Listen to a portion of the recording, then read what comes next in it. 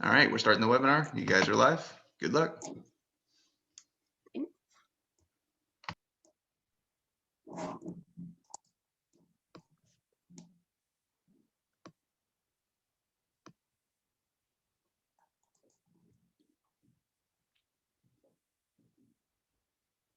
All right, maybe I'll wait just a second as people come in.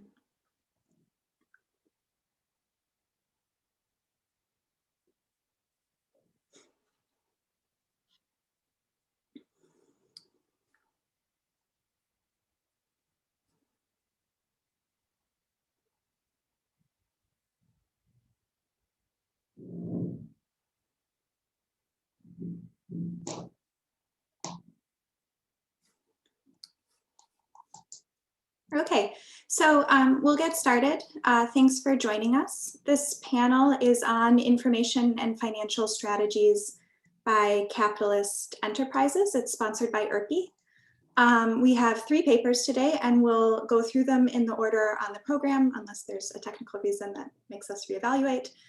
So that means I'll start. I'm Layla Davis. I'm at UMass Boston. I'll show you my title in a minute.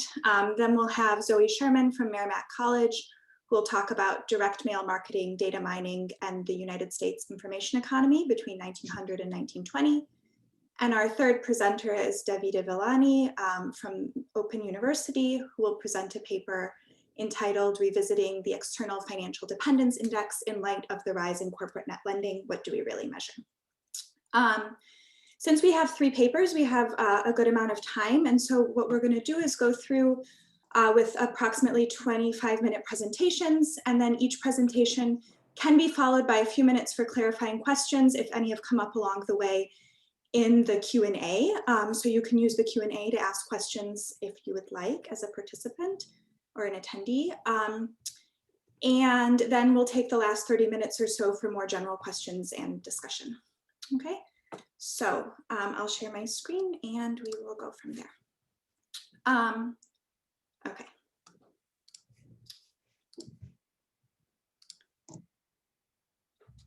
Okay, so I'm going to start. So the paper that I'm going to present today is joint work with my colleague João de Souza at UMass Boston. And what we're examining in this paper is churning and profitability in the US corporate sector. And when I talk about churning in this presentation, what I have in mind is firm level entry and exit. So the entry of new firms into the non-financial corporate sector in the US and the exit of other firms out. And so when we talk about churning, we're thinking about changes in the group of firms that are comprising this sector overall. So our main question in this paper asks, what is the role of churning in stabilizing the post-1970 distribution of profitability across US firms? And in particular, as I've already mentioned, I'm going to focus on non-financial corporations in the US economy. So why do we ask this question? Well, first of all, what we're interested in here, what's motivating us here is the importance of profitability differentials across firms for understanding questions related to things like innovation and how capital accumulation is distributed across sectors. So we're not so interested or focused in this particular paper on sort of the evolution of aggregate trends over time. We're not asking, for example, if the aggregate profit rate has risen or fallen. What we're interested in here is more specifically the differences between firms and how those differences between firms have evolved over time. Second, what we're thinking about here then is the fact that how this distribution or differences between firms evolves over time, this evolution is tied to questions of competition. And we're thinking here about competition as an important factor underlying the regulation of profitability, again, across firms. And so we're thinking here about competition acting both as a stabilizing, following a large literature, as a stabilizing and a disequalizing force. So for example, competition acts as a stabilizing force as capital is drawn into industries with high profitability at the expense of those with lower profitability. So we see a tendency towards equalization. But at the same time, competition within industries can be disequalizing or destabilizing. For example, as top firms are able to capture above average profits and pull away from the rest of the sector. And so we see these competing tendencies related to competition and the distribution of profitability across firms And then what's important for linking this to churning in our context is that entry and exit then are mechanisms that are important for underlying both of these tendencies. So we're thinking, for example, about new entry driving new capital coming into sectors, right? And at the same time, another important factor, and this is something that I'm going to focus on in my empirical results later, is the role of exit, and in particular, exit due to bankruptcy, in driving unprofitable firms out of sectors. All right, so against this backdrop, what we do in this paper is sort of twofold. The first thing that we focus on is the actual distribution of profit rates. And we take some time to establish that there has, in fact, we would argue, been a very long-term regularity in this distribution of profit rates across firms. And in particular, I'm going to focus on the top half of the distribution, and I'm going to show that the median firm relative to sort of firms at the top, the gap between them has remained relatively constant since the early 1970s, or maybe even since the early 1950s, despite all of the other factors that have been going on in the US non-financial corporate sector at this time. So this is a period in the US when we know that there's been a lot of action in firm behavior. There's been a lot of changes in, for example, corporate financing related to processes of financialization. And what we're going to sort of argue is that despite all of those things that have been happening within firms, we see that there's nonetheless this long-term regularity in the distribution. Now, I'm going to show you both operational and total profitability, what I'm going to call total and operational profitability. And as I'll show in a second, these two measures of the profit rate have very different trends in their distributions. And so the first thing that I'm going to need to do is sort of reconcile these trends. And I'm going to do that by arguing that total profitability is the correct measure for this purpose, and that in that measure, we see this long-term regularity or stability in the distribution. And then second, what we do is we turn to the question of churning, and we analyze the role of entry and exit in producing this stability. And I'm going to show results here from quantile decompositions that allow us to look across the distribution of firms in the US economy. And the results that we're going to show point to the importance in particular of churning in general, but in particular of exit for cause. So again, this is really analogous to thinking about bankruptcy in stabilizing the profitability distribution. Again, in the sort of the top half of the distribution is where I'm going to be looking today. And this is an empirical paper. What we do is we use CompuStat data, which describes listed corporations in the US. More specifically, I'm going to use the CRISP CompuStat merged database, so CCM. And we're going to link this to delisting codes from CRISP, which allow us to define not only instances of exit, but also why firms exit at a particular point in time. Okay, so I'll talk a little bit more about why that's important moving forward. Okay, so this slide has sort of the main stylized facts on it that I want to talk about today. And these again have to do with the distribution of profitability across firms, where I'm going to focus on the top half. So I'm going to talk about the median firm in the US economy and the firm at the 90th percentile. And while I focus on the 50th and 90th percentiles, these patterns are really consistent, if we were to pick other quantiles of the distribution as well. So I'm going to start by talking about total profitability, and I've defined total profitability on the bottom of the slide, and the trends here are shown in red in the three figures. So when I talk about total profitability, what I'm talking about is sort of a broad measure of profit flows. So flows that come from both operational and non-operational earnings. So this could include financial profits, for example, in addition to operational profits. And we're measuring these profit flows relative to a broad measure of capital. And so this broad measure of capital includes not only tangible capital, but also intangible capital and financial capital. And so in the firm level data, we can proxy or capture this using total assets. Now, I can talk more about that sort of the definitions, the empirical definitions if there's questions later, but I'm going to just sort of focus on that for now. And then if we turn to the graphs and we focus again, just to begin on the red lines, so on the lines describing the total profitability distribution. On the left-hand side, what we show is the 90-50 ratio. So this is the profit rate of the firms at the 90th percentile relative to those at the median. So we're thinking here of sort of a measure of dispersion, right? How much more profitable are firms at the top relative to that median firm.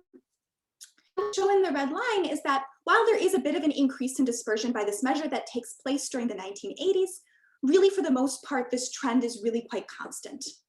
Okay, and so we see less of a trend and more of sort of a stable ratio hovering around 2. So for most of the for all of the post-1950 period, 1950 to 2017, we see that firms at the 90th percentile in the US non-financial corporate sector have approximately twice the profit rate of firms at the median. Okay, now if we turn to the second two panels, we show the median in the middle and then the 90th percentile at the top on the right. So we break up the numerator and the denominator of the series in part A. And what we show in here is that if you look first at the median, we see that to the extent that there is an increase in the 90-50 ratio, that's deriving from a falling median rate of profit of total profits, again, the red line, of total profits happening through the 1980s. This is a well-documented trend. However, again, by this measure, the fall is not that dramatic. And then what I would really like to point to is the stability of the 90th percentile on the far right-hand side, where we see that if you look at those top firms, the top firms are really not becoming more or less profitable over, again, this very, very extended period of time. Okay, so if we look at total profitability, the main picture that arises is one of stability, we argue, or regularity in the profit rate distribution. Now, if we focus instead on a measure of operational profitability, which is what we show in blue on the figures here, and we look at, in particular, at operational profitability defined more narrowly simply as those operational profits or operational earnings, measured relative to a more restrictive definition of capital, so only tangible capital here. We exclude all non-tangible capital from that denominator. We see in this case with operational profitability a rather different picture. And in particular, what we see is a story of rather substantial increases in dispersion taking place over this period, wherein the top firms pull away from the rest of the distribution. So again, if we focus on the 90-50 ratio, we see that there's this big increase in dispersion. The 90-50 ratio rises rather substantially during the 1980s and 1990s. During this time, firms at the 90th percentile go from having approximately twice the profits of the median firm to 5 times the profits of the median firm by the end of the period.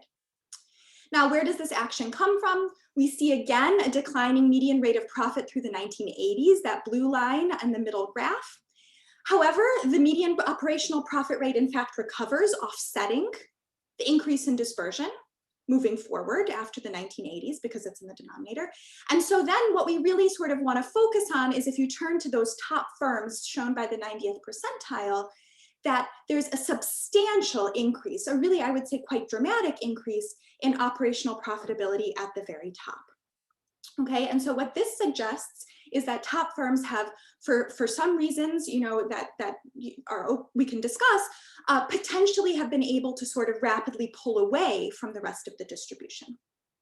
All right, so the difference in these trends, remember my goal here is to sort of, I'm going to argue that there is stability in the distribution. So our first thing that we need to do is sort of reconcile what's going on. Is the main picture that's important here one of stability in the profit rate distribution, or is the main picture that's important here one of rising dispersion?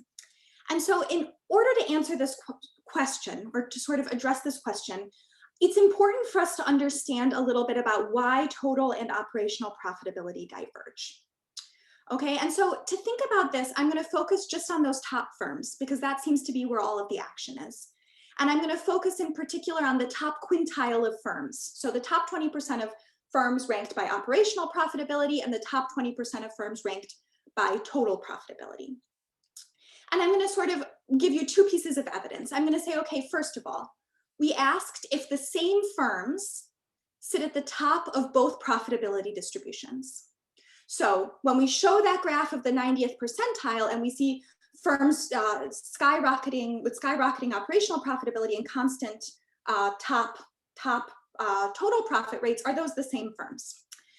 If they are the same firms, this would be important because it would suggest that if those firms with the highest operational profitability also earn the highest total profit rates, then this would mean that even though financial and intangible capital sort of inflate the denominator and depress the total level, right, the total profit rate, these sources of capital have sort of allowed top firms to nonetheless achieve these rapidly rising operational returns, right? This would mean that if those are the same firms, financial and intangible capital have played a role in sort of, arguably played a role in helping those top firms pull away in operational terms. Okay, however, we show that this is not the case. In particular, the degree of overlap between those top firms has fallen really substantially, particularly during the 1980s and 90s when dispersion in total profitability rises. Okay, so what's happening here? Well, it's become decreasingly likely that a firm with a top operational profit rate also has a top total profit rate. Okay, in particular, the overlap in this top quintile has fallen from 70% during the 70s to approximately 40% in the years since 2000. And so what we're showing is that these are really different groups of firms. Okay, and this sort of calls into question the idea that financial and intangible capital have been this is sometimes suggested, I think, in the literatures on financialization and intangibles, have been forms of capital that have allowed top firms to really sort of pull away. All right, so they're not the same firms. And at the same time, the second thing that I want to point to here is that as these firms sort of differ, their characteristics have also become increasingly different from one another. And what's important for the discussion here is that their balance sheet composition has diverged. Okay, so this is a period in the US economy where across the sector, we see rising holdings of both financial and intangible assets. Okay, this is happening across the sector. However, what's important here is that the firms with the top end operational profitability, so that accelerating 90th percentile in operational profit rates, rely more on financial and intangible capital than firms with high total profit rates. And the fact that they rely more on financial and intangible capital, but don't see rising returns also in total profitability, shows us that they don't earn returns on their non-tangible assets that are commensurate to those on tangible capital. All right, what does this mean for us? This means that if we focus on those firms with sort of rapidly rising operational profitability, these are firms that hold a lot of intangibles and a lot of financial assets, but they simply don't have high total profit rates relative to this broader measure of capital. And so what we argue here is that this rising dispersion, or this evidence of rising dispersion, if one is to focus on operational profitability, is a sort of an artifact of failing to account for firms changing sources and uses of funds over this period of financialization and rising intangible asset holdings. And so what this means for us is that these firms with high operational profitability don't actually have sort of exceptionally high profit rates. They haven't been pulling away from the sector in total profit terms. And what therefore we derive from that is that when we look at these firms more holistically, they're no longer sitting at the top of the sector. And so we're really going to focus on stability in the distribution over this very extended period of time. All right, so in that case, that's sort of the first thing that I wanted to talk about. The second thing that we want to do is we want to ask if there's a role for churning. And if we're going to ask about this role of churning, what we want to do is we want to focus across the distribution rather than only at the mean. And so what we're going to do is we're going to decompose the annual change in profitability between each pair of years at both the median and the 90th percentile. And we're going to do this in order to distinguish the contributions of continuing firms on the one hand from the contribution of churning, so entry and exit on the other hand. And we do this using a two-step quantile decomposition method that allows us again to look across quantiles of the distribution. In the first step, we use a reweighting method that's based on counterfactual distributions, which allows us to distinguish continuing, entering, and exiting firms' contributions to the evolution of profit rates over time. Then in the second step, we use unconditional quantile regressions to implement a more detailed decomposition that allows us to distinguish between the firm's reasons for exit. And we use unconditional quantile regressions here because our reweighting method generates path dependencies that make it difficult to interpret in more complicated decompositions. Now, in terms of reasons for exit, we focus in particular on 3 different reasons for exit. We focus on exits for cause, which again are akin to bankruptcy. These are either cases where a firm literally goes bankrupt or when it's delisted by an exchange for cause, for example, for failing to meet some listing requirement. Firms can also exit in a merger, and firms can exit voluntarily. Now, if we focus on the distribution over this period, what's important to note is that what I should sort of point out is that both for-cause exits and exits due to mergers are very important reasons for exit. They comprise, a large share of exits. Voluntary exits are really sort of irrelevant. And so I'm not going to sort of focus on voluntary exits to any extent moving forward. Now, why do we distinguish between these 3 reasons for exit? Well, this allows us to capture, for example, the fact that firms that exit for cause tend to have low profitability relative to the counterfactual of continuing firms. Whereas what we find is that firms that exit in mergers tend to have fairly comparable profitability to continuing firms. Now, if we weren't able to distinguish between reasons for exit and we just sort of lumped all exits together, what this would sort of make it very difficult for us to interpret the total effect of exit. And so being able to distinguish reasons for delisting is important for interpreting our results. Okay, so I have about 6 minutes. I'm not going to talk in very much detail about the method, but I do think it's useful to sort of give a little bit of background on the first step to provide some intuition. So this first step is based on a reweighting method. And what we do here is we construct a counterfactual distribution that allows us to distinguish for any 2 years or for any pair of years, the contribution to a change in a given quantile, such as the median, that comes from churning versus from continuing firms. So I have an illustration in the figure on the right-hand side here. The bottom line is the cumulative distribution function for a variable y, so for profitability, in period t. And then the sort of dark solid line on the top is the cumulative distribution function for that same variable in a subsequent year, so t plus 1. And what we show in the case of this particular illustration is that at the median, profitability has been falling for this illustration. Then what we do is we construct a reweighted counterfactual distribution, which is F tilde, the dotted line in the middle. And what this does in this counterfactual distribution is we hold the composition of firms constant. So we say, okay, between t and t plus 1, if we don't allow entering firms to enter and we don't allow exiting firms to exit, what would the distribution have looked like? And what we're able to do by looking at that counterfactual distribution is we can distinguish this full distance here, this full change in the median, into first of all, a portion that comes from continuing firms. So this is the part before we allow the composition to change.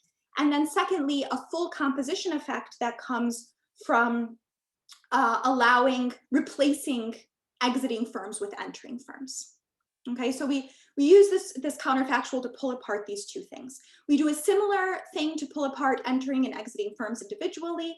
And then, as I mentioned, we use that quantile regression to pull apart the reasons for exit. Okay, what do we find? So I'm going to focus on the total profit rate because that's sort of where that stability is. And we want to know if churning helps produce this stability. And so what I'm showing on this slide is the median. The first column on the left-hand side shows the annual change, which we've averaged over these approximately decade-length subperiods. So we see that the annual change is in most periods relatively small, although there is that sustained decline happening during the 1980s of approximately 1/4 percentage point per year. Now, what we want to know is what contributes to this average annual change. And so first of all, what we see is that if you focus on the within firm effect, which is what I've highlighted in blue for the 1980s through 2010, is that this within firm effect is negative. So what this means is that continuing firms become less profitable over time. As they continue in the sample for between 1 year and the next, their profit rates fall. Now, the fact that their profit rates fall and we don't see an overall decline that's particularly substantial points us to the fact that this decline within firms is being offset by churning. And if we look at the total churning effect, we see that during there's a mistake on the slide, during the 90s and first decade of the 2000s, churning sort of in aggregate offsets this within firm decline. All right, now the thing is that that churning effect is still masking a lot of stuff going on within entry and exit. And so what I really want to focus on here is exit, and not just exit, but exit for cause. So the sort of entire offsetting effect for that declining within firm profitability is coming from exit for cause, which contributes positively to the median profit rate. So what does this mean? This means that as these firms exit due to bankruptcy, as unprofitable firms are pushed out of the sector, these are firms with relatively low profit rates. So the act of them leaving the sector sort of pushes up measured profitability among the firms that are left. Okay, so these are firms with low profit rates that make a positive contribution. What this points us to is the fact that sort of competitive dynamics that push firms out, push unprofitable firms out, are acting to regulate or offset what's happening within continuing firms over time. So it's this churning, this exit for cause, that's offsetting within firm profitability and acting to sort of regulate the profit rate over this period, post-1980 period in the US. Okay, at the 90th percentile, the results are similar. We see that, again, there's a negative within firm effect. Again, this negative within firm effect shown here is offset by churning. The main difference is that in the case of the 90th percentile, we do see a small positive contribution coming from entry as well as from exit for cause. However, once again, the main action is happening from exit for cause. So in particular, exit for cause is acting to push up profitability at the 90th percentile as well. And again, what this means to us is that these competitive dynamics pushing out less profitable firms are acting to regulate not necessarily sort of one measure of the profit rate, but the distribution, the differences between firms. All right, so just by way of conclusion, what we show in this paper, we argue, is that there's long-term stability in the distribution of profit rates across firms, wherein firms at the 90th percentile have approximately twice the median firm's profit rate in total profitability, and exit for cause is important for offsetting profitability within continuing firms. We also point to rising dispersion and operational profitability. I don't have time to show you, but this sort of rising dispersion is driven in particular by new entry. That's the place where this is different than the total profit rate in terms of the decomposition results. And we argue here that, that this sort of points also to further questions related to firm level analyses of profitability. We're able to distinguish between productive commodity and financial capital in a way that's more difficult with aggregate statistics. We can also identify specific cases of entry and exit. And sort of moving forward, we want to focus on questions related to sector, but also related to types of financial and intangible assets and firms' motives for acquiring these things that we sort of show depress their profit rates. All right. Thank you. Okay. So next we have Zoe. And again, as Zoe's talking, if you have any questions that you want to have sort of answered right after her presentation, particularly clarifying questions, you can post them in the Q&A, or you can post questions after the fact. Thank you, Zoe. All right, thanks, Layla. And I hope I'm not usurping Layla's role here, but one of the things I found disorienting as an attendee at these sessions is not having any idea who else is in the audience. At the moment, it looks like we're a cozy group of about a dozen people, so there's plenty of time for your questions specifically. Okay, so I'm going to be talking about marketing, data mining, and the United States information economy. I like origin stories, so I'm going to be digging into some history and talking about the creation of some of what is now showing up as intangibles in the story that Layla is telling. And so I'm particularly interested in how our attention gets commodified by the advertising industry. Our eyes and our ears are coveted commodities. They're coveted by advertisers who seek to put their messages where we will see or hear them, and they are commodities by virtue of the fact that advertisers pay to reach us. The access to attention market operates in the background for most of us, but if we investigate how advertisements reach our awareness, what we find is that the advertisements reach us because our eyes and ears are on the auction block. But we are not the ones who put our own sensory organs up for sale. Instead, those with access to an audience and some degree of exclusivity sell space in that audience's field of vision or range of hearing. Advertisers then gain access to their desired audiences by buying their way in. This analysis has become commonplace in media studies. What the media produce is an audience, and the media's customers are the advertisers. But it's a mistake to project contemporary media studies' persuasive conclusion that audiences are commodities backward to the 19th century. And so my research over the last many years has been on looking for this origin story. And my recently published book, Modern Advertising and the Market for Audience Attention, investigates how audiences became commodities in the United States. There are, as you might imagine, many dimensions to this story. And so in the next 20-ish minutes, I aim to accomplish two things. One is that I'm going to apply Polanyi's concept of the fictitious commodity to characterize audience attention and personal data. And then I want to sketch the story of direct mail marketing in particular as an early instance of the information economy emerging from the contradictions of the industrial economy. Went too far. So markets are always embedded in a society that also includes non-market realms. Karl Polanyi argued that ours is a market society in which the market realm has a tendency to expand into more and more areas of social life. The self-regulating market ideal requires that every element of industry must be treated as a commodity, subject to the supply and demand mechanism interacting with price, as he puts it. However, his argument was industry's needs include land and labor, which are, in his words, no other than the human beings themselves of which every society consists, and the surroundings in which it exists. That is, people and land are not produced for the purpose of market exchange, and yet they become subject to market exchange.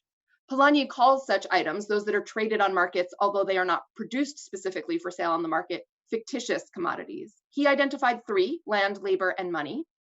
The self-regulating market ideal can never be fully achieved, he argued, because the market relies on these fictitious commodities, but they don't respond adequately to price signals, so the market would fail.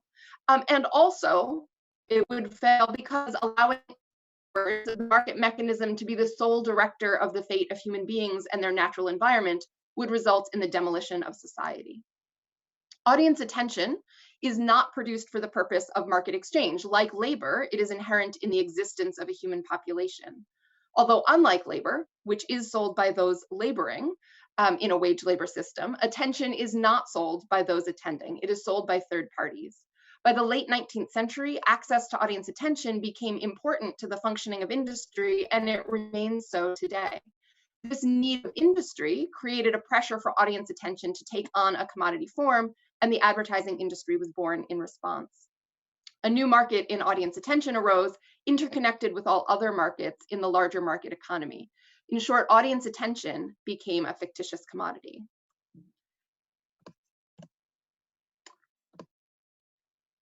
Okay, so that story about why did industry need audience attention? Large-scale producers of the late 19th century wielded productive powers, and as these productive powers only worked at large scale, they used these powers to produce unprecedented volumes of goods, but without any guarantee of finding buyers. As is typical for industrial capitalism, production was bureaucratically coordinated and largely predictable, while exchange on the market was anarchic and uncertain. With massive productive powers and no guarantee of buyers, the entire economy regularly overproduced. The period from 1873 to 1897, on the whole, was a period of staggering growth for the US economy. And yet 14 of those 25 years were years of depression or recession as supply kept overshooting demand. Increased output did not automatically generate increased profits. the US was experiencing recurrent outbreaks of, in Marx's terms, an epidemic that in all earlier epochs would have seemed an absurdity, the epidemic of overproduction. The country was suffering from, Marx's words again, too much civilization, too much means of subsistence, too much industry, too much commerce. With production already so controlled and rationalized, manufacturers began working by the 1880s to rationalize distribution. They attempted various forms of cooperation amongst themselves, like trade associations, cartels, and trusts, but attempts to pace production in keeping with profitable prices were fragile and succeeded only for short periods. They also did not succeed in stabilizing labor relations. They relied largely on force, which succeeded only temporarily and undermined their legitimacy. So the most successful strategy that industrial capitalists came up with proved to be managing demand through branding and advertising. Demand, they began to realize, is not only cost-driven, but can be managed through promotional communications. The fictitious commodification of audience attention allowed advertisers to pass along the market imperatives they felt through price signals that would induce the advertising industry to then provide access to the audiences that they wanted to address. The attention market was composed of several sectors, which matured to the point of offering standardized batches of audience attention priced by the unit along overlapping timelines. Newspapers and magazines modernized first and established a standardized format for pricing by the thousand. Billboards got a later start, but caught up quickly. Direct mail faced daunting technological challenges, and it was late to professionalize in the way that other sectors had done. In some ways, it remained a backwater of the advertising industry well into the 20th century. The national brand name manufacturers, who were the most potent driving force behind much of the evolution of advertising, pursued enormous mass audiences, and they had little need to assemble smaller custom batches of advertisement recipients, as mail allowed them to do. In other ways, though, direct mail was the most innovative sector of all and did the most to remake the informational relationship between advertiser and audience. And so I want to highlight a few of the issues that arose with the modernization of direct mail marketing. Direct mail advertising made use of new postal capacities. Beginning with a few northern cities in 1863, the post office experimented with free home delivery. And free here does not mean that the postage was free, but that there was no additional charge for delivering mail to the home, rather than requiring the recipient to pick it up from the post office. Free home delivery expanded first throughout the larger cities and then spread out to areas of lower population density until rural free delivery reached the last and most geographically isolated households in the country in 1902. This transformation of post office operations required a means of uniquely identifying each residence and spurred the creation of the addressing system that we still use today, now with the 20th century edition of the zip code. So to send a piece of mail, you have to have a name, a number and street, a city, and a state. As a result, as postal historian David Henkin writes, the home served as a constitutive address and primary site of exchange for a majority of users. The street address system increased the reliable specificity with which mail could be directed to a particular recipient. If an advertiser or an advertising professional working on his behalf had a mailing address, that address carried with it a near guarantee that properly addressed mail would enter the home of the addressee. Someone in the house would have to look at it, however briefly. Because addressing information led so reliably to eyeballs, it was deeply attractive to advertisers. Furthermore, direct mail held out a tantalizing prospect of reaching exactly the recipients the advertising most wanted to reach. As direct mail modernized, practitioners became fixated on eliminating waste, no longer accepting the high degree of chance that was associated with earlier dandelion seed-like dispersal efforts. However excellent the caliber of the appeal, wrote H.C. Burdick in a 1916 how-to guide on direct mail, it hasn't a chance in the world to succeed if the list is poor, if the message falls on unfertile ground. He advocated severe culling of the list. Unfertile ground is that which lacks purchasing power, whether or not consumer desires are present. An illustrated promotion for direct mail as an advertising medium, as shown here, shows a giant mail carrier stepping over the temporary homes of the workers to deliver mail to the home of the established man.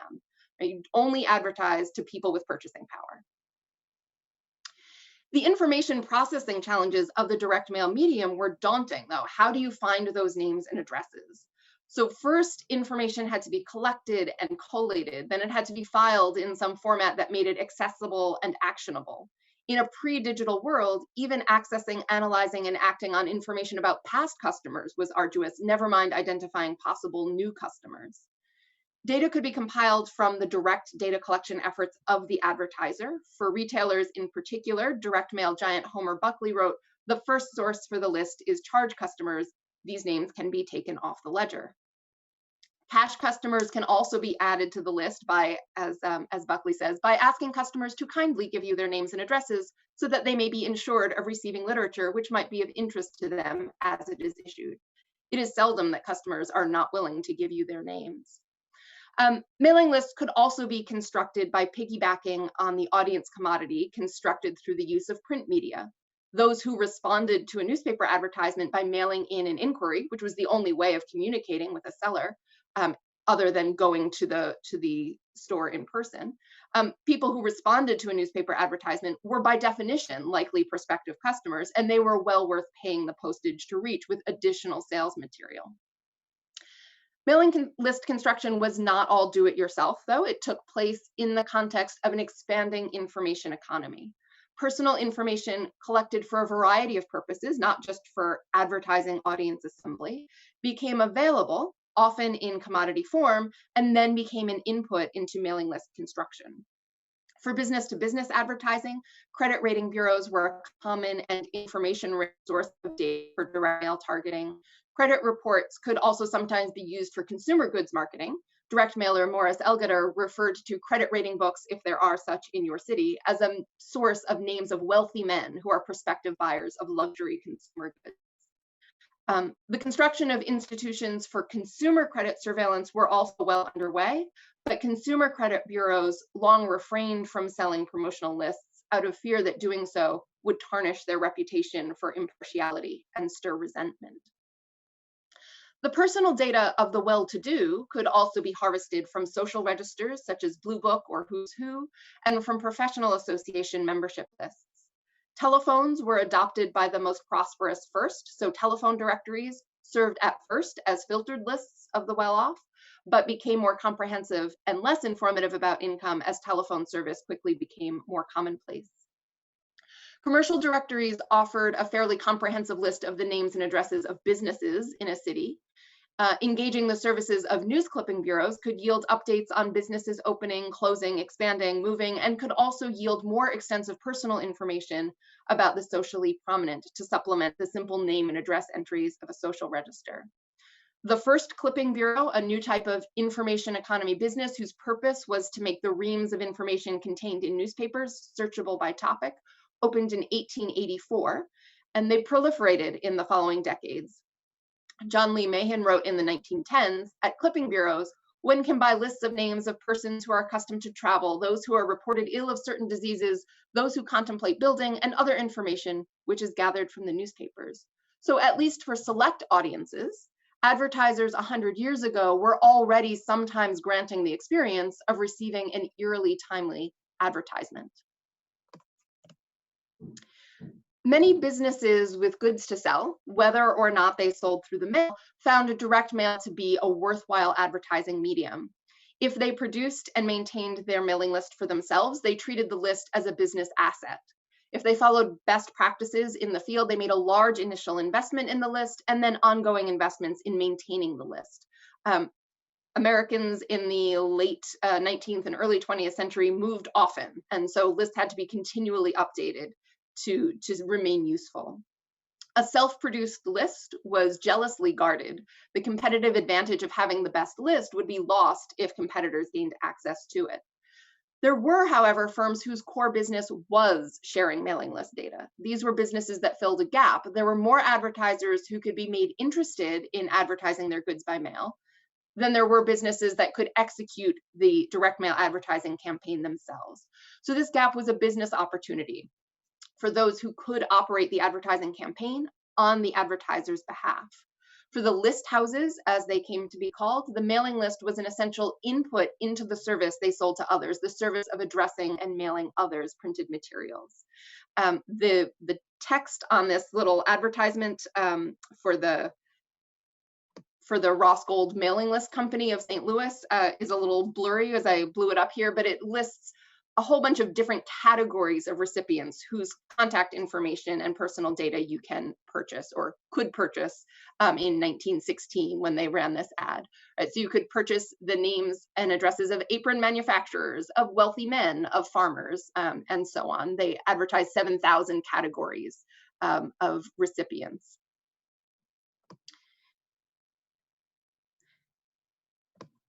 All right, so now I'm going to talk about the technologies of data management, information technologies for our emerging information economy of circa 1900.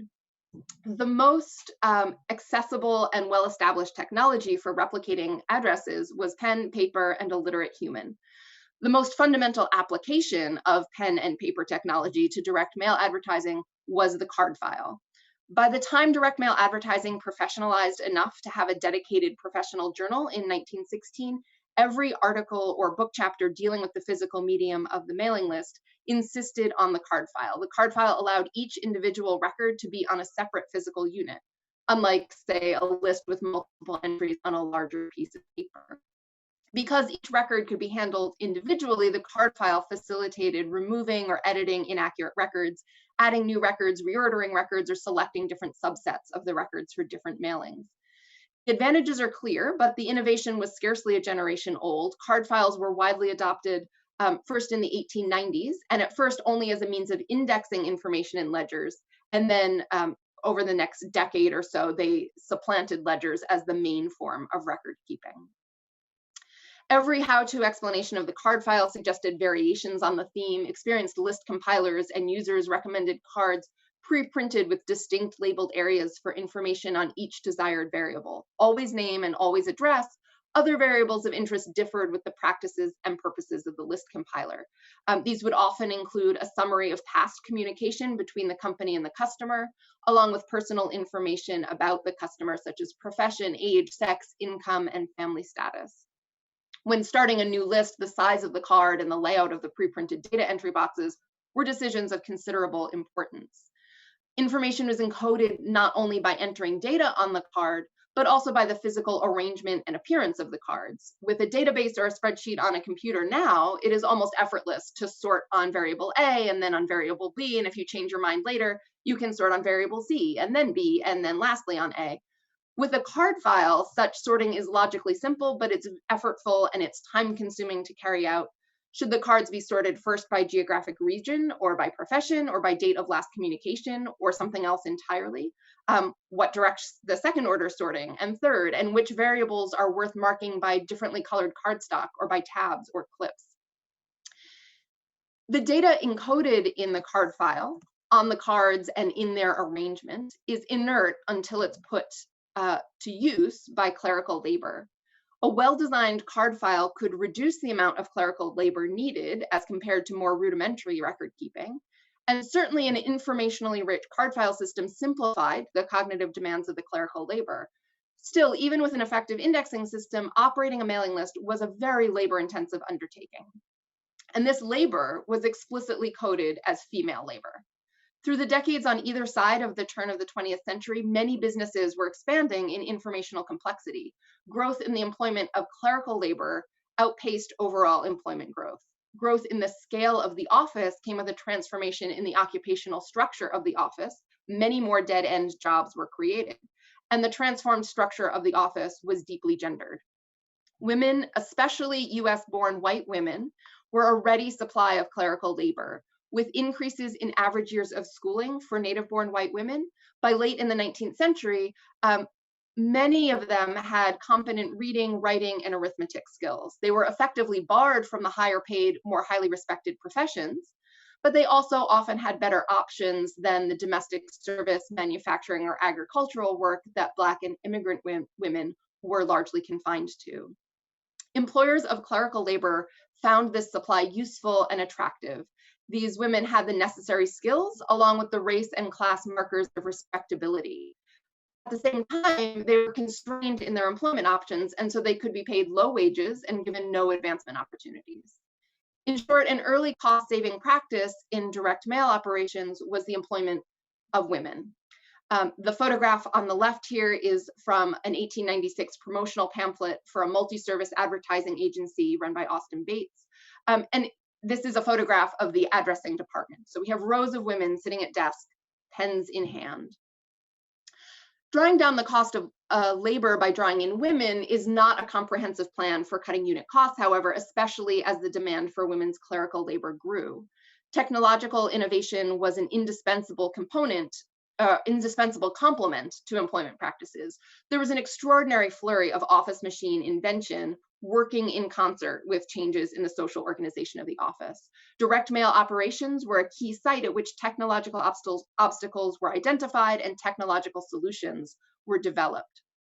By 1905, it was feasible for a well-equipped office to mechanically reproduce identical sales letters with some sort of office printing machine, and then address each one of them with an addressing machine, such as the Elliott addressing machine or the addressograph, an early version of which is shown here.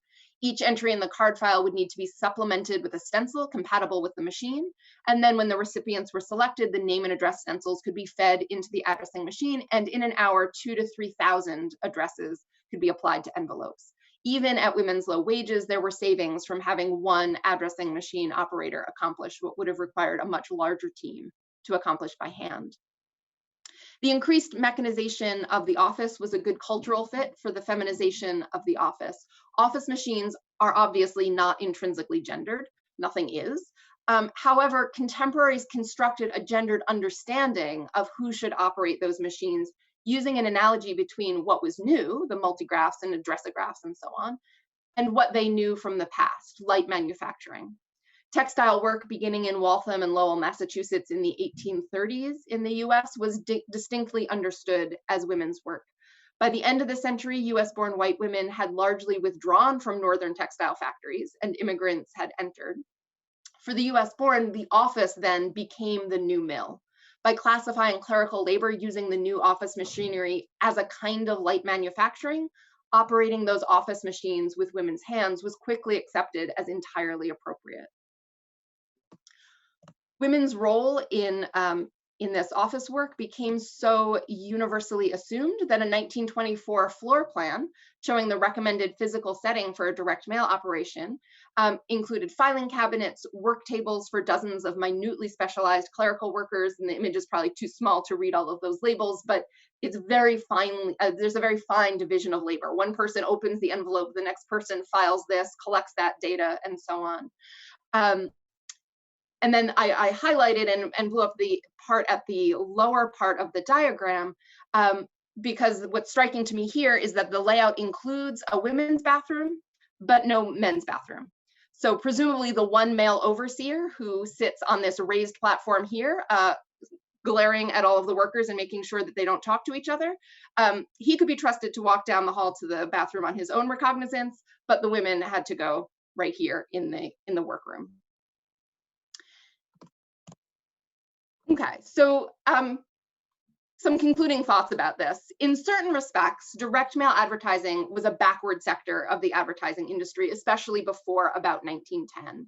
As a late modernizer, direct mail advertising wriggled into the niches that periodical media advertising and outdoor advertising did not already dominate, or found the gaps where it could serve as a complement to periodical media, which really dominated the field of advertising.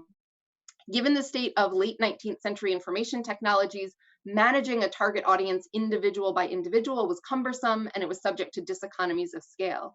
Even the emerging mail order retailers with national reach did not make their first contact with customers through an individual letter or catalog. They advertised in print media first and then received and fulfilled inquiries and orders by mail. Viewed from another angle, however, direct mail advertising made an extraordinary leap into the information economy and could be ranked the most innovative advertising medium of all. In contrast to the prepackaged audiences offered to advertisers by bill posters and publishers, direct mail allowed the audience to be custom selected for each appeal. Magazines' production of the audience commodity was analogous to the continuous process mass production that sent high and steady volumes of rolled oats and white flour and cigarettes streaming onto the market. By contrast, direct mail offered just-in-time flexible batch production of audiences. From the outset, direct mail advertising was linked with data-driven market research and the construction of customers' individual commercial histories. The information processing needs of direct mail marketers put them into a call and response relationship with information technology innovation. Information processing bottlenecks called forth new technologies to increase the speed at which data could be collected, stored, filtered, and replicated. New technologies opened up new possibilities for how much and what kinds of data could be brought to bear on the advertiser's marketing practices. Direct mail advertising belonged to a larger movement into the information economy, joined by businesses such as credit rating agencies and clipping bureaus. In the hands of a list house, thousands of individuals' personal data, name and address at a minimum, but sometimes also far more extensive data about their work histories, households, and consumer behavior, became saleable intellectual property. That intellectual property did not belong to the people the data described.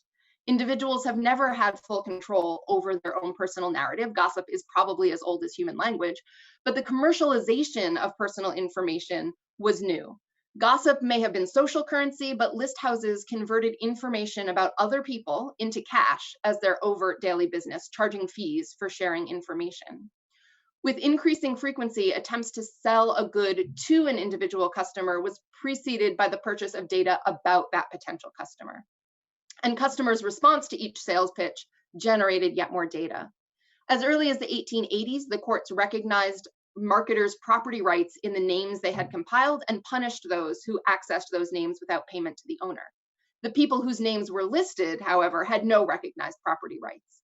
Common turn of the 20th century usage omitted the preposition that we now use to describe the relationship between buyer and seller. The phrasing then was that a business, when successfully persuading someone to buy, sold the customer.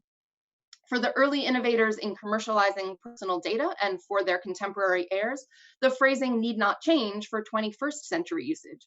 The customer is, in fact, what is being sold. Thank you. Thank you, Zoe. Okay, and our third and final presentation is Davide. And again, if anyone would like to leave questions in the Q&A while you remember them, go ahead and do that. Thank you. So thank you, Leila, and hello to everyone. Thanks for joining this. So what I'm going to do today is to present my paper, which is about External Financial Dependency Index. And what I'm going to do is basically two things. The first one is to discuss the theoretical foundation of the External Financial Dependency Index, and in particular, two assumptions. And then I'm going to test empirically the validity of two assumptions that lie behind the formulation of the External Financial Dependency Index. And then I'm going to relate the External Financial Dependency Index with corporate net lending, and I'm going to argue that these two measures are actually very, very similar. So before doing that, what I have to do is to briefly discuss and introduce the External Financial Dependency Index, also called for simplicity EFD Index, which was developed by Rajan and Zingales in a famous paper that was published in 1998 in the American Economic Review. The External Financial Dependency Index is calculated at the industry level, and the values of the industry at the industry level reflect, according to the authors, the amount of desired investment that cannot be financed through internal cash flows generated by the same business. There are two assumptions that I'm going to discuss in detail later on. The first assumption is that the EFD index is steady in time, and the second assumption is that the EFD index is steady across countries. That is, the values recorded in the United States for the industries in the 80s are a good proxies for other countries and other periods external financial dependence. Why did I decide to focus on this index and to discuss it? Well, basically because the paper from Rajan and Zingales became very, very popular. Today, it has more than 10,000 citations. And the EFD index has also been employed in many, many studies in the literature. However, somehow, surprisingly, Despite this popularity and despite its influence, there is very little discussion about the theoretical foundations, the assumptions, and the empirical applications of the index. There are only few studies that till now have tried to reproduce the original index, while basically what most of the literature does is just to take the same values of the EFD index obtained by Rajan and Zingales and put them usually in regressions to do different sorts of empirical analysis. So, what is actually the External Financial Dependency Index and how is it calculated? So, for each firm, its dependence on external finance is defined by Rajan and Zingales as capital expenditure minus cash flow from operations divided by capital expenditure. I put these words into a simple formula, which shows that basically the External Financial Dependency Index for the firm is equal to 1 minus the ratio of cash flow over capital expenditure. The index is first estimated at firm level and then it's generalized at the industry level, and it's estimated employing American data of listed firms during the 80s. Now, what is very important is that the foundation, the idea of this index is that it is meant to reflect sector technological feature of the industries. And according again to Rajan and Zingales, we assume that there is a technological reasons why some industries depend more on external finance than others. This means basically that some industries such as drugs, computers, etc. will be more dependent, structurally more dependent on external finance compared to more traditional industries such as tobacco, textiles, etc. So what is even more important to my paper is that according to Rajan and Zingales and all the literature that employs this index, these characteristics, that is the technological characteristics that determine the index, persist across countries and time. These are the two assumptions that I mentioned in the previous slide. So here I put a quote from a study from Egan and others in 2016, which is a typical example of what the literature says when employing the External Financial Dependency Index from Rajan and Zingales. They argue something like that external financial dependence reflects technological characteristics of an industries that are relatively stable across space and time. So these two are the assumptions: stability across countries and stability in time. So the objectives of my paper are basically two. The first one is to discuss and test the assumption of stability in time and space of the index. To do so, what I'm going to do is to extend the estimation, the calculation of the original External Financial Dependency Index to G7 countries between 1980 and 2015 to test the validity of the two assumptions. What I find is that the assumption of stability in time and across countries do not actually hold all the time. The second objective is to compare the External Financial Dependency Index with corporate net lending. What I'm going to do is to compare the two definitions, EFD index against corporate net lending, and correlate the two measures. What I find is that actually the EFD index can be considered a proxy of corporate net lending, which is something that is usually overlooked by the literature. So let's approach the discussion of the External Financial Dependency Index, tackling some theoretical aspects. I would like to recall the formula that defines the External Financial Dependency Index, that is 1 minus the ratio of cash flow over capital expenditure. So given this formula, the EFD index is steady in time and across countries only if the ratio of cash flow over investment at the industry level is constant, okay? So only if this ratio is constant, we will have that the two assumptions are valid. So what I argue is that this seems to be a quite limiting assumption, at least for two reasons. First of all, the technique of production are not the same across countries. Just think, for example, at the production of rice in Italy, which is very capital intensive, and the production of rice in some more developing countries, for example, India. Of course, the technique of production will be different in most cases, and it's very hard to think that the ratio of cash flow over capital expenditure of the agricultural sector in a very capital-intensive industry, such as, for example, the rice industry in Italy, will be the same as the cash flow to capital expenditure ratio in the rice sector in another country, such as India, for example. So this is to say that the technique of production change across countries, or at least may change across countries.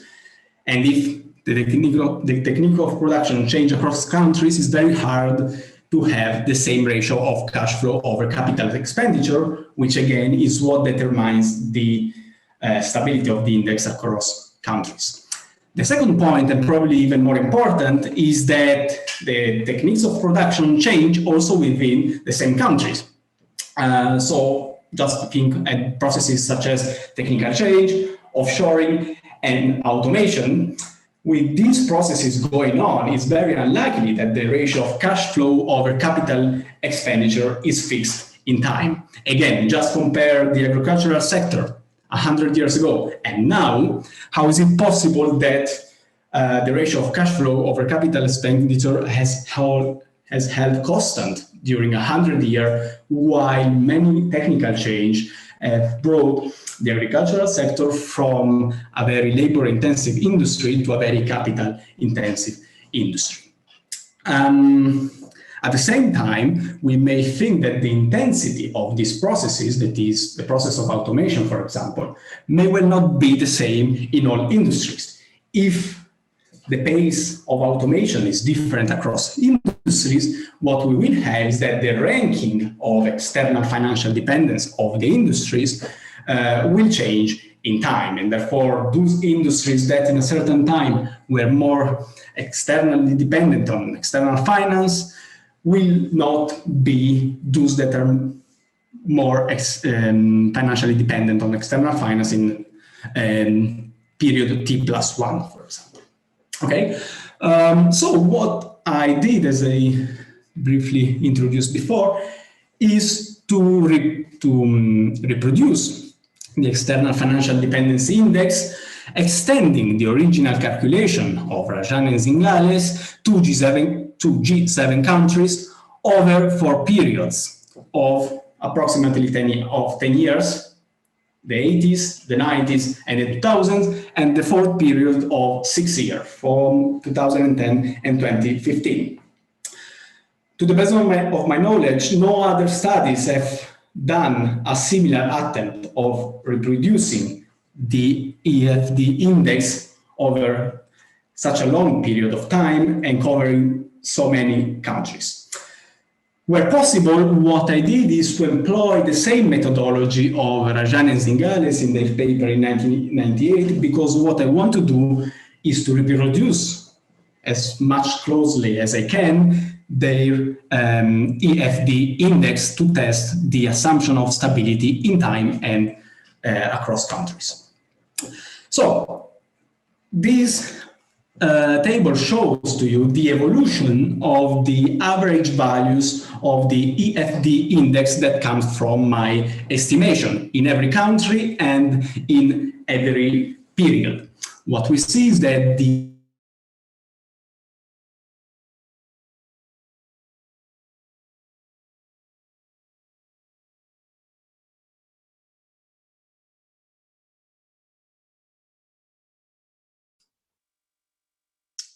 than their capital expenditure. The second important aspect that comes from this picture is that the EFD index is not steady in time, that is, tends to fluctuate. In order to have a more formal analysis of these findings, what I did is two things. First, to test the validity of the assumption of stability of the EFD index across countries, what I did was to estimate the correlation between American values of the EFD index and other countries' values of the EFD index in the same period.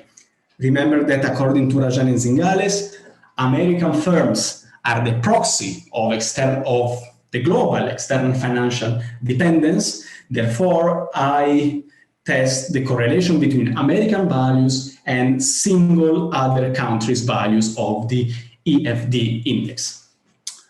If the assumption of stability of the EFD index across countries is valid, if it holds, what we expect to find is that the coefficients of correlation between the two series of values, that is the American and the other country series of values, we expect them to be positive, highly significant, and that the R squared is close to 1.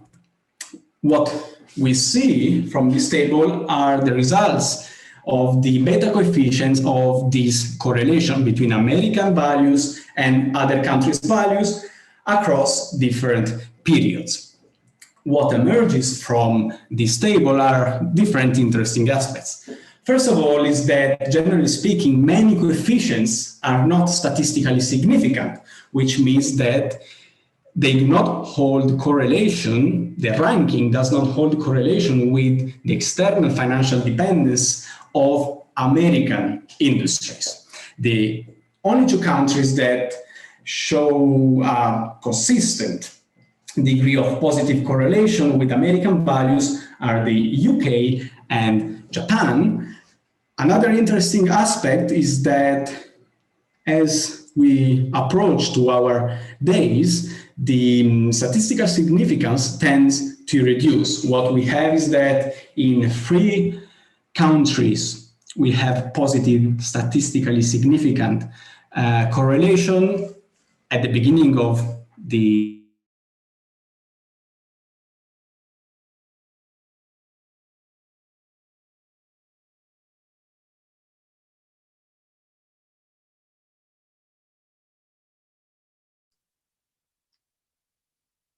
Okay, so Davide, you've cut out.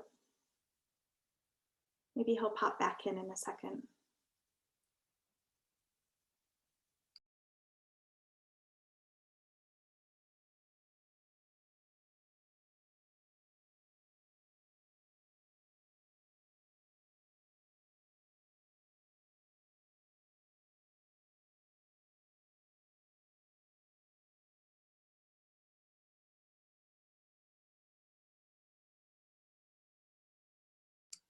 Okay, we seem to have lost our presenter.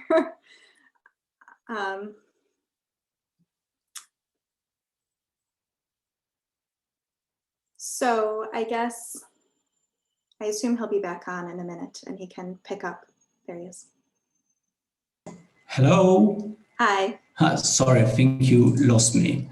We lost you for a little while. Okay, sorry about that. A little My bit. connection was a bit poor. I think I was here basically. Yeah.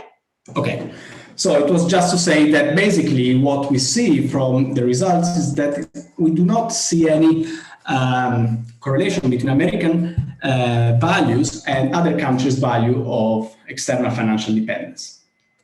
So the assumption of stability across countries does not seem to hold. The second hypothesis is that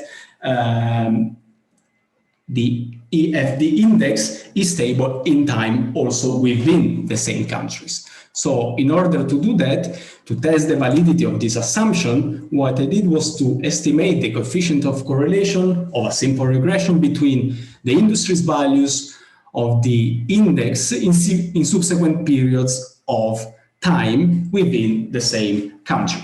Also in this case, if this assumption is valid, what we expect to find is that the coefficients are close to the unity and they have a high R squared.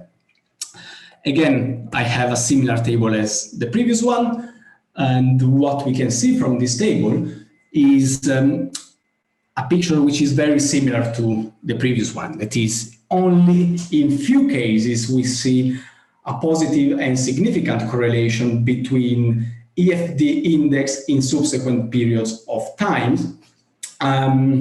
We see that there is a high degree of correlation in the US and in the UK. However, in the rest of the countries, the coefficients of correlations show very little statistical significance. Even when the correlation is statistically significant, the coefficients and the R-square are usually quite far from the unity, which means that there is somehow a poor fit of the two series of data. Therefore, also in this case, we find very little empirical support for the assumption of stability of the EFD index in time within the same.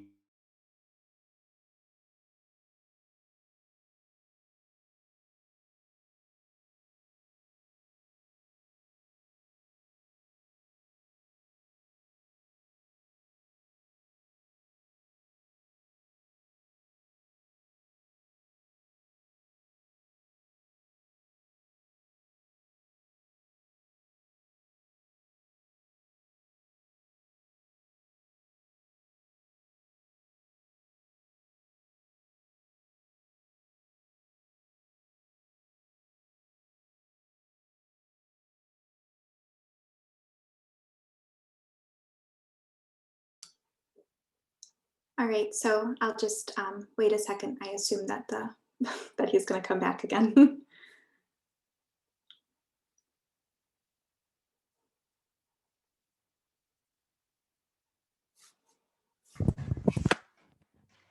Hello, I'm sorry again. I don't know what's going on with my internet. So let me try to conclude. I'm very sorry about that.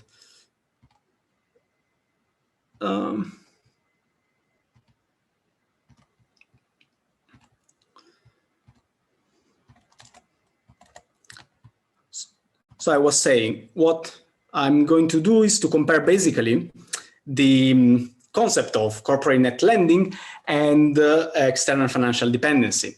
The idea is that corporate net lending also measures the capacity of the corporate sector to rely on internal funds to cover their capital expenditure. In this sense, it's very similar to the concept of external financial dependency index. What is interesting and what motivates my research in this sense is that despite their similarities, these two measures, that is corporate net lending and the external financial dependency index, are associated to very different type of analysis. While corporate net lending is a measure that fluctuates, and the literature recognizes widely that it can fluctuate, the external financial dependency index, on the other hand, is assumed to be steady in time. So the question is, how is it possible that two measures that basically are so similar, they are lying on two very different assumptions of their behavior? Corporate net lending differs from the external financial dependency index in the measure of internal funds that is employed. While corporate net lending uses savings, corporate savings, the external financial dependency index uses cash flows. Therefore, what we can establish is that these two measures are actually different measures as long as corporate savings are different from the cash flow, basically. Otherwise, they are two proxies of the same phenomenon. Therefore, in order to test these, basically in order to test the similarity between corporate net lending and the external financial dependency index, what I did was to create a new version of the external financial dependency index, which employs, instead of cash flow, a measure of, which employs savings instead of cash flow as measure of internal liquidity. Therefore, basically, I took the original formula of the external financial dependency index, I replaced cash flow with savings, and I estimated this new version of the External Financial Dependency Index, that is number 2 here in the slide. Once I calculated this measure for each firm, what I did was to estimate the coefficient of correlation between the original measure of External Financial Dependency Index, which I showed in the previous slides, and this new measure of External Financial Dependency Index, which is basically the same as corporate net lending. That is a measure that only differs from the original measure of External Financial Dependence for the measure of internal liquidity employed. In this case, we have savings and not the cash flow. Having these two measures, I did again a simple correlation just to see the correlation between these two series. And what we see, and what you can see also in the table, is that these two types of measures are basically very, very similar. That is, the original External Financial Dependency Index and the new External Financial Dependency Index that I estimated are very, very similar, and they are basically a proxy of each other. From this conclusion, what we can conclude is that the External Financial Dependency Index can be considered a proxy of corporate net lending. Okay, so this is the finding here. What we are measuring with External Financial Dependency Index is actually corporate net lending, to a great extent, at least. However, differently from EFD index, corporate net lending changes. It's not steady across countries and in time. So, as a way of conclusions, we can argue that the EFD index cannot be considered a measure that reflects uniquely technological and invariable characteristics of the industries, such as it was theorized by Rajan and Zingales. I argued that there are several theoretical reasons to believe that the ratio of cash flow over capital expenditure can vary. This ratio is what determines the EFD index, and therefore the values of the index can fluctuate. This is actually what happens among G7 countries between the 80s and 2015, and therefore the assumption of stability in time and space of the EFD index find little or no empirical support in the data. At the same time, the EFD index can be considered a proxy of corporate net lending, which evolves in times and changes across countries, and again, not just a measure that reflects technological characteristics of the industries that do not change in time and across countries. And finally, I believe that these findings should be considered carefully by the literature that employs the EFD index, which thinks they are using the index to proxy something while they are using this index to measure something else, that is corporate net lending. Okay, sorry about the interruptions. You know, this is the Murphy's Law. And thank you. Great, thank you. All right, so we have quite a bit of time for questions. We have one question that's come up in the Q&A so far. If anyone else would like to ask a question there, please feel free. I'm going to switch to gallery view so that you can see all of us now. And you should also be able to raise your hands if you would like to sort of vocalize a question rather than typing it. So maybe what we can do is Davide can start with the question in the Q&A, and maybe it's helpful if you could paraphrase the question as you answer it, because I... Yeah, sure. So with respect to the type of firms that I have considered, thank you for the question. I did not mention what type of firms I considered. I consider only listed non-financial corporations, which is exactly what Rajan and Zingales did. My idea, again, was to replicate what they did. And with respect to the role of shadow banking and finance and how this might influence the external financial dependence? Well, definitely can, even though we are dealing only with non-financial corporation. However, of course, shadow banking might play a role here, and there are many other aspects that might play a role here. Because if I argue that the External Financial Dependency Index is a proxy of net lending, then what becomes relevant is to discuss the causes of corporate net lending, which are not discussed in my paper because this is a different stream of literature. But to answer to your question, shadow banking may play a role.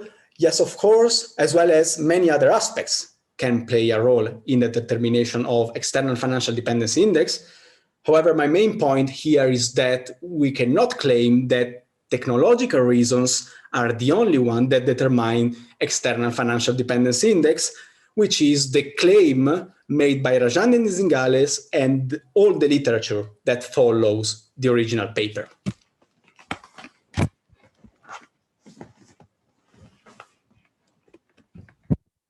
I hope to have answered this point. Thank you. I think Zoe said she has questions, and I also have questions about both papers. Zoe, do you want to go ahead? Sure. I had questions about both papers also, or I guess starting with a comment about Davide's paper. Some of you who are here might have gone to one or both of the panels in the last couple of days about decolonizing economics, and this looks to me like an example par excellence of the colonialism of economics as a discipline, right? You take this very specific, or they, right? You're countering them, but they take this very specific experience of the U.S. in the 1980s and say, oh, that's just the universal experience, which is clearly crazy. I guess another question that occurred to me probably has the same answer that you gave to John, which is I was guessing that maybe external financial dependency would also have a lot to do with degree of market power, right? That would seem to be one of the things that would also matter, not just technology. I don't know if there's a different answer, but that seems similar to John's question. Well, yes, definitely. Thank you very much, Zoe, because you touched very, very crucial aspects, I believe. With respect to the second aspect, that is market power, well, to be fair, what they do and what I also did was to take, when we determine the industry level of the External Financial Dependency Index, we take the median of the firm level of external financial dependence of the firms composing one industry. In this case, what we have is a sort of different weighting that excludes somehow details of the distribution and therefore market power. However, again, what is the best measure of external financial dependency? Well, in some cases, in some industries, probably market power should be taken into consideration because many of the industries we analyze here have a strong oligopolistic or monopoly power. If we take tobacco manufacturing, for example, well, there are basically 4 or 5 tobacco manufacturers that are listed. Therefore, I mean, you cannot really argue, as they do, that, you know, we are in a free market where with the standard assumption, you know, atomistic and small with no market power, small firms with no market power, etc., etc. With respect to the colonization part, which I fully agree with you, if I have 30 more seconds, it's very funny because what they do in their paper is actually to say, okay, we realize that American firms in the 80s might not be a good proxy for all the world. Therefore, what we do is we estimate the values of American firms in the 70s. And that might be a better proxy of developing countries, okay? Because the cycle, the growth cycle of American firms in the 70s was not so developed and therefore might be a better proxy to apply to developing countries. And this is what you find in the literature, basically, even though sometimes they tend to forget. I don't know if I included this in the paper, actually, or if it was just in my PhD thesis, then I probably had to shorten, so I do not provide the full discussion of this point. But sometimes it's funny because you read the literature and they say, okay, we have to acknowledge that American firms might not be a good proxy for other countries. So we say that, and what do we do in practice? Well, basically nothing. We just use the same values estimated for American firms in the 80s. Also to developing countries, because at some point you may argue, well, okay, probably between UK, US, Italy, Germany, they might be quite similar, the productive structure, which is not somehow, but I mean, it might be a possible argument. We could buy that. But then you have empirical studies that, again, use these values applied to South American countries, African countries, Asian countries, et cetera, which, I mean, this also motivated my discussion.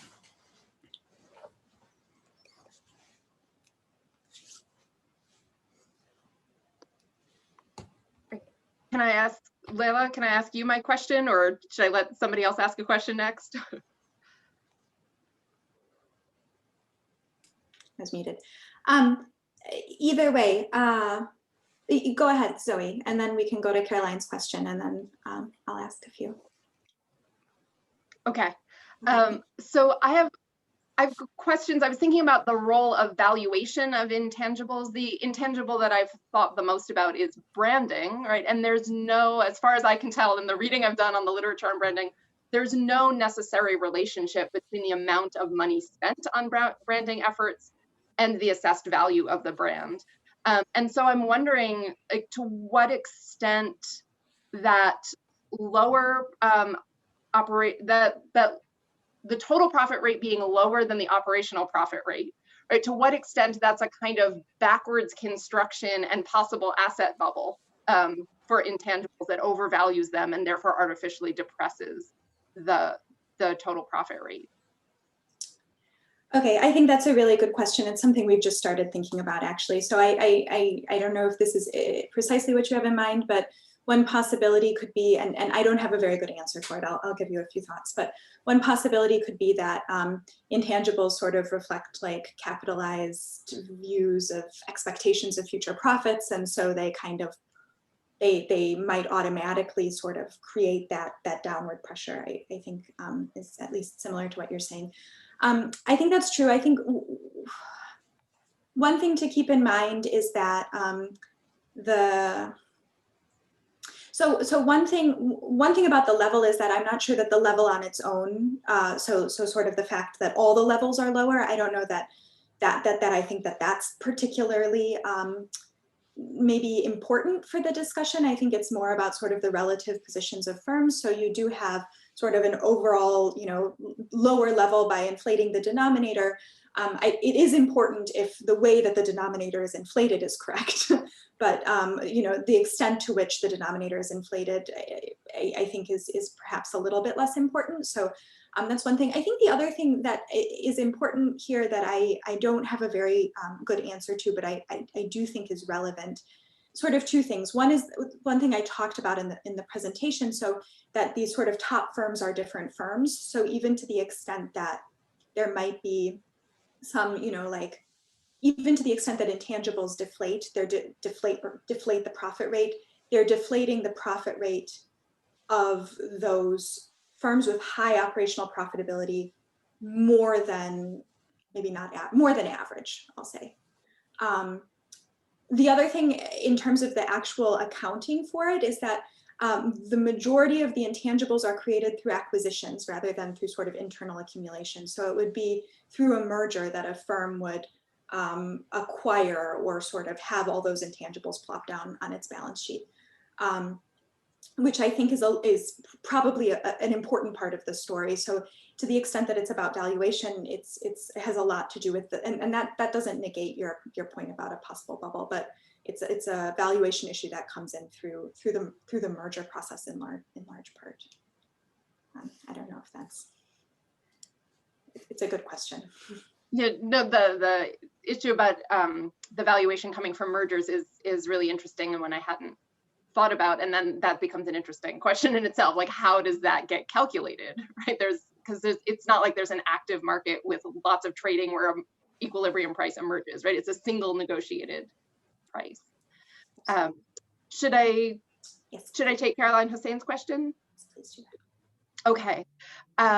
So thank you for that question. I'm so glad you're here. The question is, did I also consider Polanyi's double movement concept as I thought about direct mailing? And I did think about the double movement concept and also Margaret Jane Radden's concept of the contested commodity, right? That commodification is this conflictual process and there's resistance to it. There are boundaries that various kind of social groupings try to impose around what gets treated as commodity, by who can own it, is it alienable, and so on. The most well-documented double movement instance that I was able to find in this period that I was interested in was actually not so much about direct mailing, but about billboards, where the progressive era reformers in the US objected vehemently to billboards, and they tried to use land use regulations and other kinds of means of restricting the intrusion of this kind of commercial speech into public spaces, particularly kind of environmental treasures like around the Niagara Falls, which are now a total like commercial cacophony, right?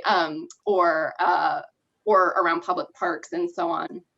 So those progressive era reformers, right, they were elite people who left lots of written records. And so I could kind of trace the way that they were resisting some forms of the commercialization, the commodification of their attention.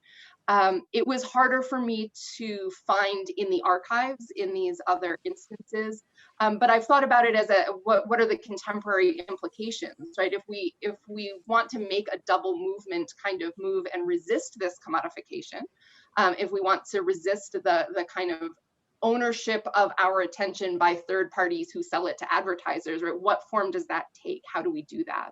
And I don't have clear answers about like strategically what does activism look like around that, but it is something that I've thought about. So thank you so much for that question.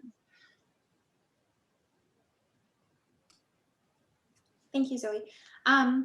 Okay, so while we're sort of waiting for any other questions, maybe I'll ask mine. Zoe, I'll start with you since you were just talking about your paper. I have a couple of questions that are maybe not so much directly related to what you did talk about, but other things that I was curious about when I was reading it. So I was curious, first of all, about the role of the railroads in sort of creating the processes that you're talking about in your paper. And I think sort of my second question might be related. I also had then a question about scale. So the extent to which you're thinking about advertising at sort of the level of a particular city or locality. And then again, sort of going back to the railroads, which I think, I could be wrong, were sort of expanding around the same time that direct mail was expanding, and that sort of created newspaper access around the country sort of contemporaneously. If that change, if those changes in the sort of the level of scale are irrelevant. Yeah, thank you. And I also realized that I hadn't scrolled to get the last part of Dr. Hussein's question. So, and she, so I'll address that and then take your question about scale and railroads. So during this period in the early 1900s, the question is about whether the advertising industry, how racial minorities were treated, and also the role of cooperative enterprises. So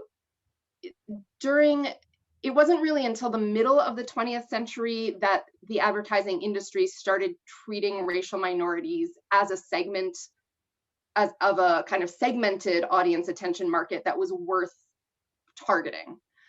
So in the early 1900s, they would sometimes sort of try to convince themselves that, well, the consumer gaze was implicitly white. When racial difference appeared, it was often as derogatory stereotypes used as branding symbols. And to the extent that any non-white consumers were treated as part of this attention market, it was by sort of imagining them as white enough. There was some shockingly hateful stuff that I found in the Billboard journals about advertising in Indian territory.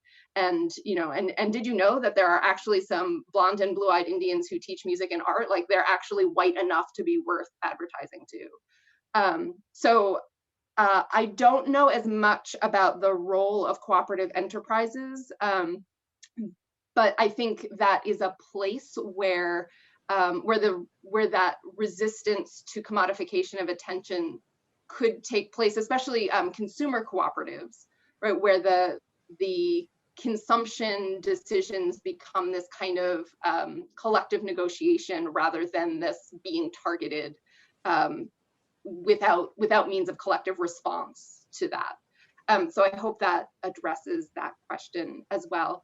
The role of the railroads drastically sped up the transfer of written material, because communications, most communications didn't travel any faster than a physical piece of paper, right? There were telegraphs and telegrams weren't going to be the mass of communication yet.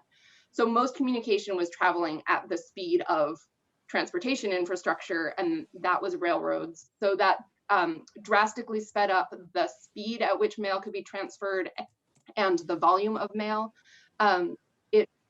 It did a lot for magazines. So there were a couple of major centers of magazine publishing that, because of the railroad, the adoption of railroad transportation by the post office, were then able to serve the entire country. So most magazine publishing was New York and Chicago, but those magazines had national distribution and these mass audiences.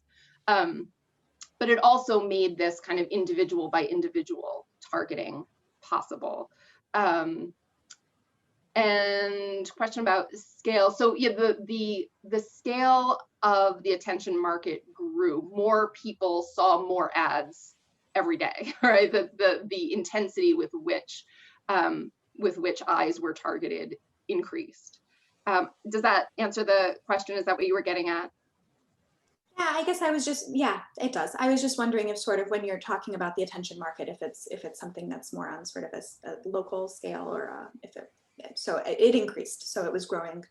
Yeah, and it was integrating nationally. So another thing that happened is placements in local newspapers by advertisers from outside the region increased. So there was a kind of national integration in the same way that the white flour market integrated nationally, right? That the attention market also integrated nationally.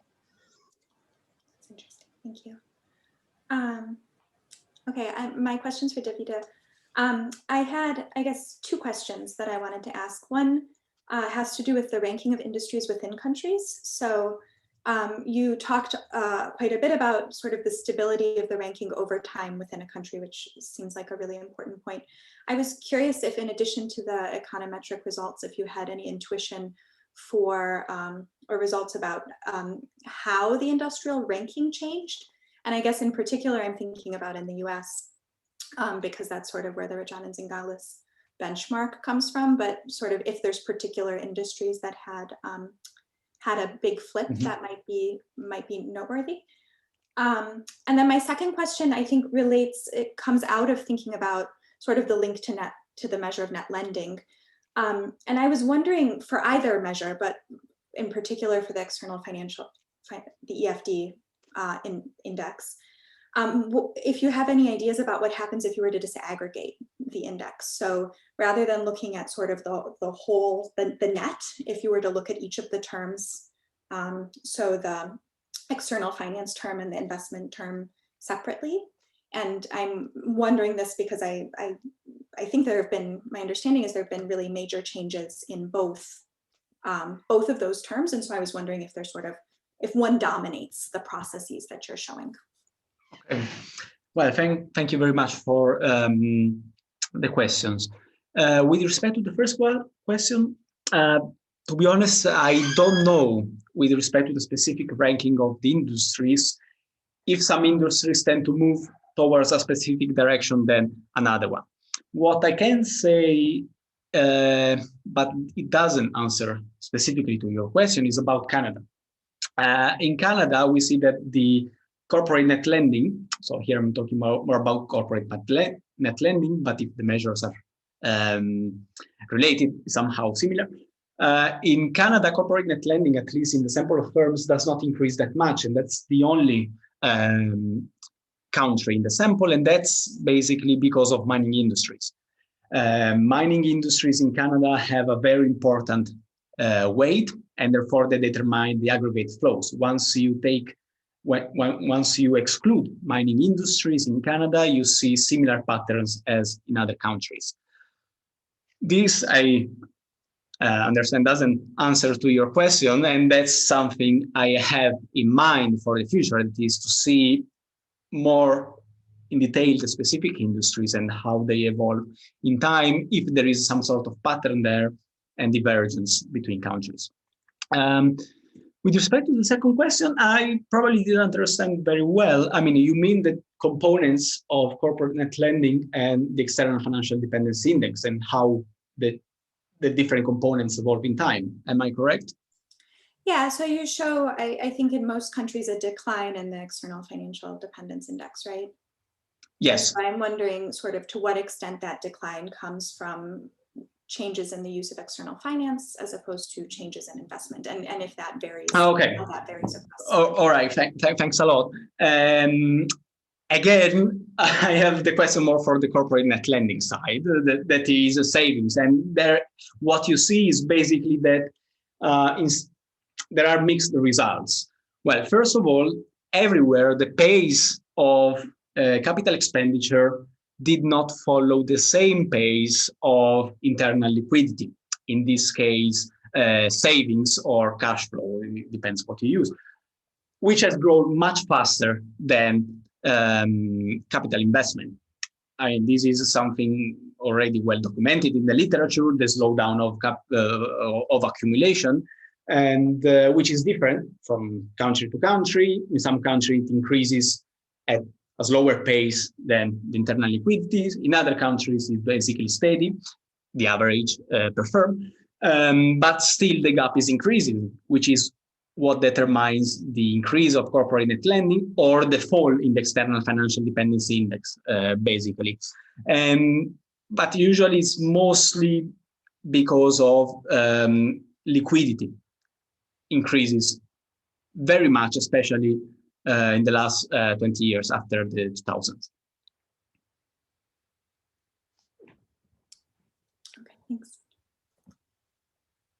Are there any final questions? We have some time, but we're out of questions. I guess that's okay too. If there are no questions from the audience, I have one for Leila. And well, I like very much your presentation and your paper.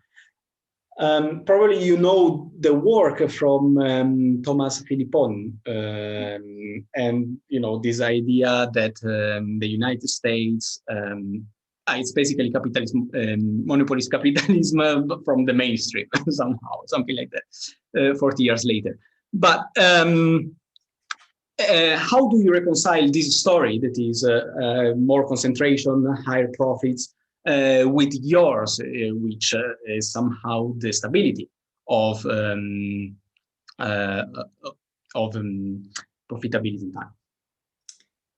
Yeah, that's a good question. So I'm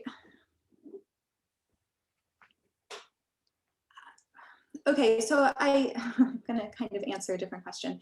So I've been thinking about it less in terms of Philippon's work. So I do kind of have in mind this story where, you know, one of the explanations for what's been happening in the non-financial corporate sector is the superstar effect, where superstar firms have been able to pull away. And that's sort of one thing that I think we didn't mean to engage with in this paper, but we ended up needing to, or we felt that we needed to in order to sort of reconcile these trends. I guess in terms of Philippon's work in particular, I think there's two issues. There's sort of the issue of market concentration. And I don't know that a market concentration issue is incompatible with the story that we've told. Then there's the issue of like really superstar firms. And that would be something that, you know, would be an even smaller subset than what we would be capturing with the 90th percentile. So, you know, maybe we should be looking at like the top couple of firms, I think would be sort of in the superstar framework. If I'm thinking about sort of a variation on that question, more from the heterodox literature, I think one thing that has sort of come out of this for us is related to sort of framing, I think, a very similar question, but in terms of the literature on financialization, sort of the heterodox approach to talking about intangibles. And I'm not sure that it's particularly explicitly stated, but our feeling is that one of the sort of implications out of this literature has been that financialization has sort of provided opportunities for firms that are able to sort of make good use of these opportunities, has provided them opportunities to pull away, right? Like that financialization has been an opportunity in effect. And I think that our results sort of could be interpreted to push back on that and think of it instead as sort of the financialization story being one in which firms are sort of being pushed into acquiring financial assets out of a lack of tangible investment opportunities. And so, yeah, I don't think that completely answers your question about market power. I don't know that. So one thing that we don't have in this paper that I think is sort of a first direction for us moving forward is the sectoral story. And that might be a place where it would be easier for us to get at the issue of market power, because it would be sectoral markups that would be interesting. Yeah. Okay, thank you. Thank you. All right. Okay, well, thank you, everybody. Thank you to the attendees for coming and the other panelists. It was fun. Well, thank you very much, Thanks, Leila, everyone. and thank you, Zoe, as well. Yes. It's good. Okay, bye. Bye, bye-bye, everyone.